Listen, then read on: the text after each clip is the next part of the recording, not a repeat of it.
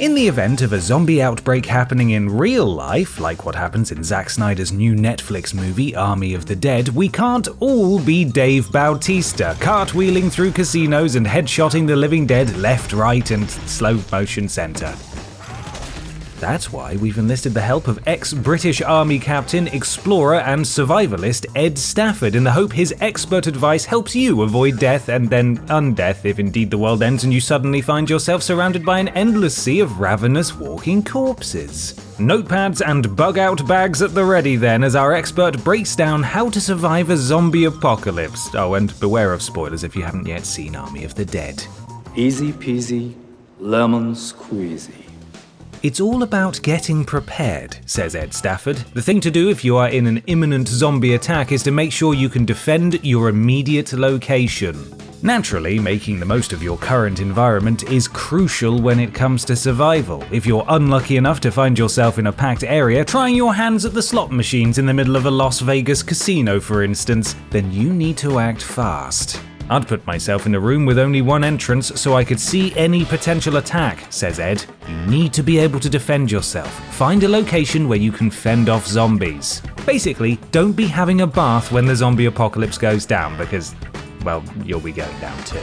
Assuming you're lucky enough to escape the initial wave of undead and found a suitable location, Ed's next tip is that it's absolutely key you've got enough supplies to last the duration of the zombie attack. There are certain things you're going to need to sustain yourself long term. We're not just talking about food and water, but toilet paper, soap, and all that stuff. If you're able, Ed advises taking a trip to the nearest petrol station to stock up on fuel and food. Petrol or diesel is going to be key, he says, and it's going to become increasingly valuable. And not just for your vehicle. Ed points out that in the event of a power cut, you'll need fuel to power emergency generators. We would, however, like to point out that canisters of fuel make for really bad backpacks in the middle of a firefight. To sum up, the three most important things you need to do in the immediate aftermath of a zombie outbreak, according to our expert, are defend yourself, defend your location, and get supplies. The next big decision you'll need to make is whether or not you band together with other survivors. It may be tempting to ditch everyone else and go it alone. Hell is other people after all, especially when they're as traitorous as Martin here. Au revoir.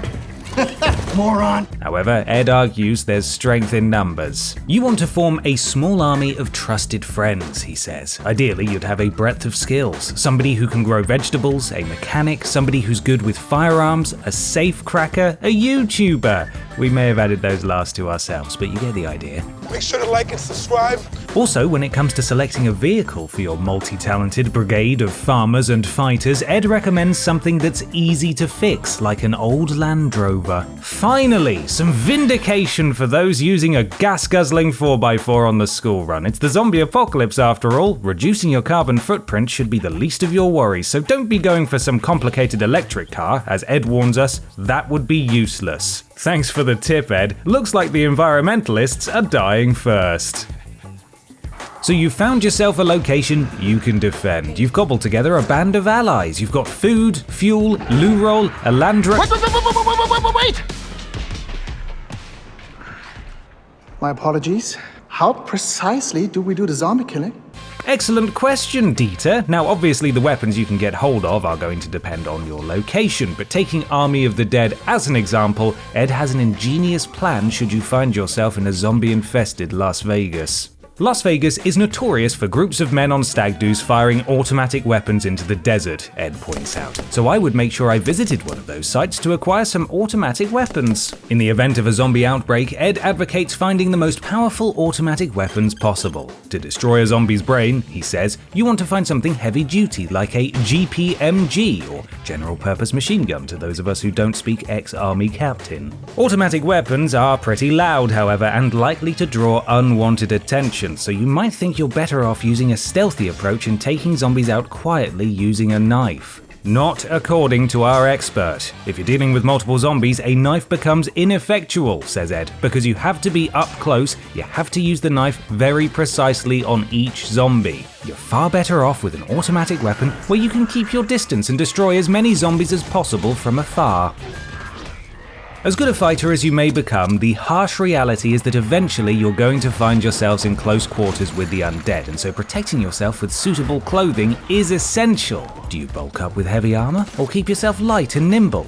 Ed has the perfect solution. I would advocate donning a leather outfit, particularly coarse leather, is the expert advice here. Ideally with silver studs all over it as well to make sure zombie mouths are suitably repelled. A full-on gimp outfit. Good protection against undead nails and teeth, light enough that you've still got maneuverability, plus you'll look amazing as well. Another important question, assuming you've survived this long, what type of food should you be eating and how should you acquire it? As someone who survived for weeks in some of the most demanding environments on the planet, Ed knows exactly what foods can mean the difference between life and death. You should be prioritizing nutrient-dense foods, he says. You don't want cucumbers or nonsense like that, you want red meats and leafy greens. You've got to have a lot of energy, so you'll need carbs. Potatoes, sweet potatoes, yams, anything like that. The people who survive will be the people who take nutrition seriously and equip themselves properly and stay strong.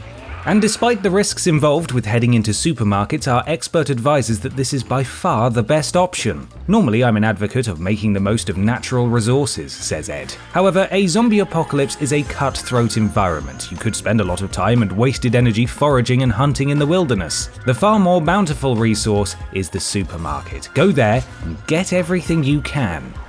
Ed does have one expert trick for finding clean, fresh water, however. You can go into the cistern of a toilet. Yeah. According to Ed, it's a sterile environment fed with clean water and will provide you with a limited supply. Genius? Yes. Disgusting nonetheless? Also yes. Now, those of you who've seen Army of the Dead will know that a good defensive position, a sound group of friends, plenty of food and fresh toilet water are all well and good, but what if you come face to face with a zombie tiger? That's crossing the line.